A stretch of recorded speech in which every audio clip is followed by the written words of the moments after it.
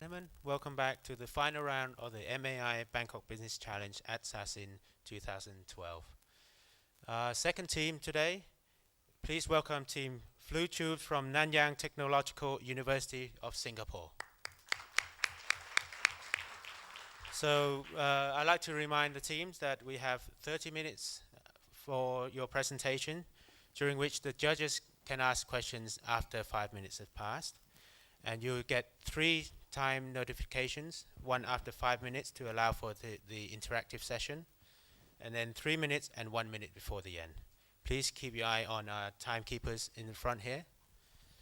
For our guests, please turn off all your mobile phones and please do not leave the room during the presentations. ขอปิดมือถือทุกเครื่องนะครับแล้วก็อย่าออกจากห้องตลอดเวลา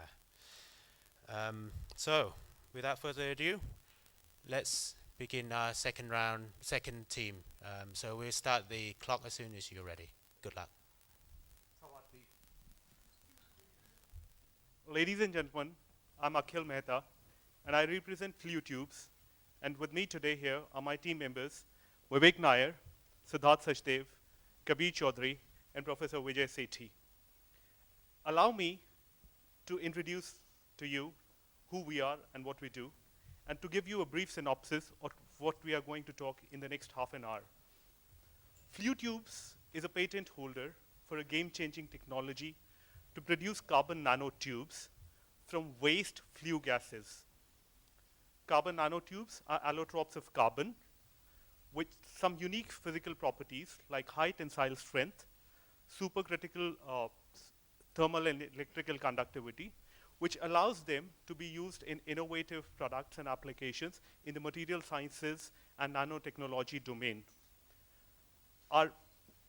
These areas have limitless growth potential, and we have a unique opportunity to exploit this opportunity with a technology that has been proven and which has been recognized by Forbes, who has named our lead inventor and CEO, Vivek, as its 2011 Global 30 Under 30 list. Our competitive advantage lies in the fact that our technology allows us to produce CNT with negative carbon emissions, as compared to alternate technologies which have significantly higher carbon emissions.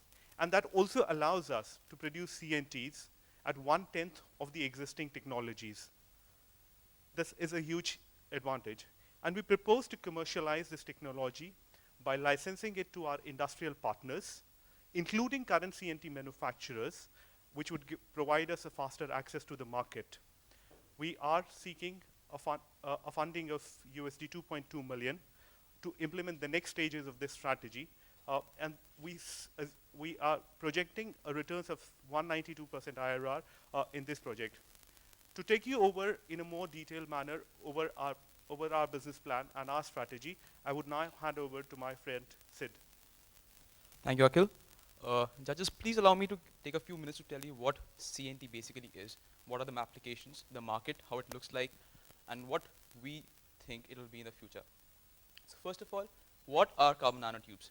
In simple words, they're ultra-strong, ultra-light allotropes of carbon. What makes them unique?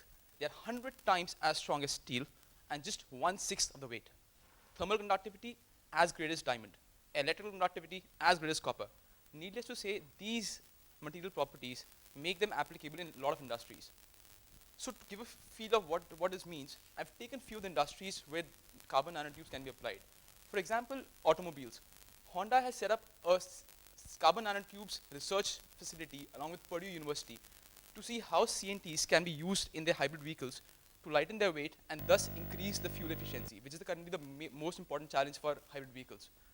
Talking about the defense, Royal Air Force and the US Air Force is currently using carbon nanotubes to make something called as Piranha unmanned service vehicle. What this is basically helps to actually in surveillance and electronic warfare, because using CNT, which is very light and very strong, helps you to carry triple the payload capacity of a standard USV and makes it 10 times the range, which means conventionally a USV can just go for 250 miles, but with using CNTs, they can actually go for 2,500 miles.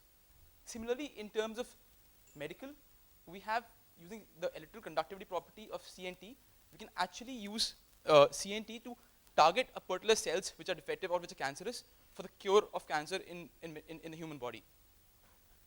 Space research.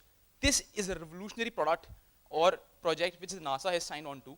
A Japanese company called Obayashi Corporation Tokyo is making a space elevator made entirely of carbon nanotubes with a length of 36,000 kilometers from the Earth into the space. What this means is you won't have any rockets going into the air.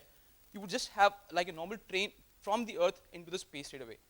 And this would drastically reduce the carbon emissions because this space vehicle would be run on entirely solar cells.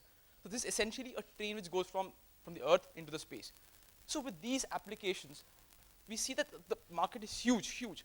So just to give a synopsis of how the market currently looks like, as of now in 2010, around $670 million, expected to grow about 10% per annum, which we see to be about $1.1 billion in 2016. In terms of the demand, around 2,500 tons in 2010, growing by the same rate to 13,000 metric tons in 2016. The competitors or the market players or our potential customers.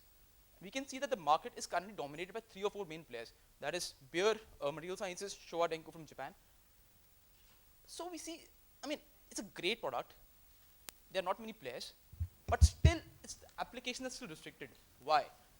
Answer is plain and simple, the cost. For producing 1 gram of CNT, it takes 10 to 50 US dollars. So obviously, when you have such high costs, the applications are only restricted to some very high value products. Secondly, even more importantly, for producing 1 gram of CNT, almost 4 grams of carbon dioxide is emitted into the environment, making it highly environment unfriendly. Question. What is your business model? Do you produce? No. Do you trade? Our Do business- you what do you do? Basically, what we're doing is, as Akhil also briefly touched upon, that we own the technology. I mean, we have the technology of cheaply and producing CNT in a more environment friendly way. So we are licensing this technology to other players, and who will be producing CNT and selling them on their behalf. And we would be in a way taking some license fees and some royalty, and I mean that will be covered in the subsequent slides. What is the So exact business you model? make money from selling your license fee. Exactly. To add to what Sid has said, we realize that our strength lies in research and development and not in manufacturing. And we also do not have an access to the market like people like Bayer. So what we are proposing is to license our technology to existing players and people and industries which have these flue gases that would be the feedstock for our technology. And what our revenue stream would be the upfront license fee that we would charge from these industrial players and a fixed volume-based royalty that we would charge for the production. So in terms of potential growth in the future, since you're not trading, Yeah, since you're not manufacturing, that's right. you're only selling licensing fee, which is very limited then. The way to mitigate this is that the demand for nanotubes is expected to be exponential, and the number of licenses that we would be able to generate over the years would be significant. That's one.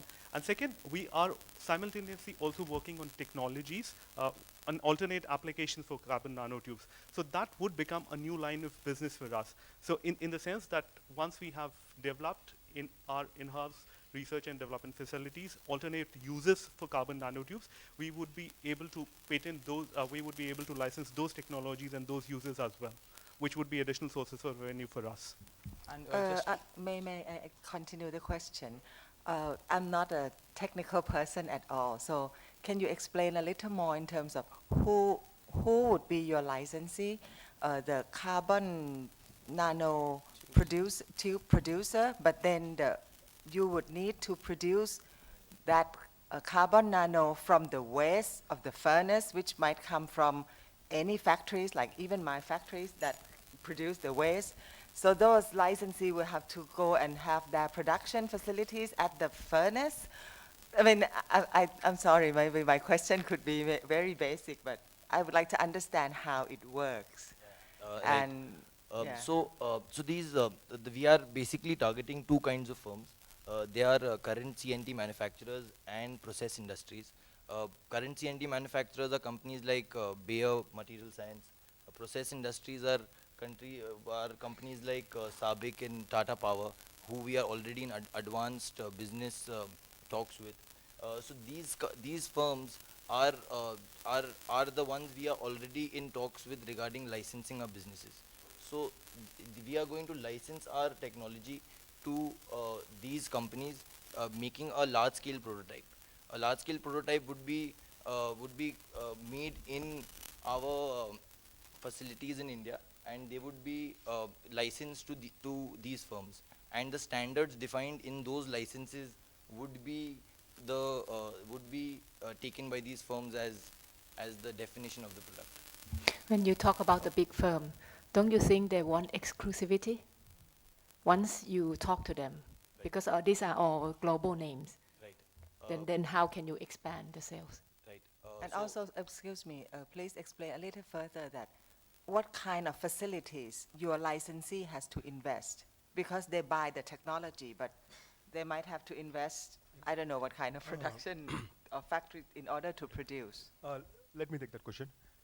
So when one process industries like yours, you have waste that is coming out from the industry.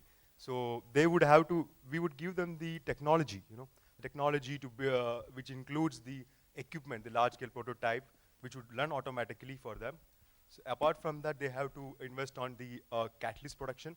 Second, third, the substrate, which goes in and out of the industry. So yeah, and so this is the three major investment, apart from the employees who would be handling those, the part of it. So these are the major investment that the industry who takes up the technology has to invest. To give you a graphical representation of what it would look like, so if you would concentrate on these two diagrams, so that's your exhaust chimney, and we would have a conveyor belt kind of a thing, which would take our substrate. It would be an aluminum tray with a catalyst coated on that. So that aluminum tray would go into the chimney, and it would remain in the furnace for the process time, the batch time, and the carbon nanotubes would get deposited on that catalyst. So the only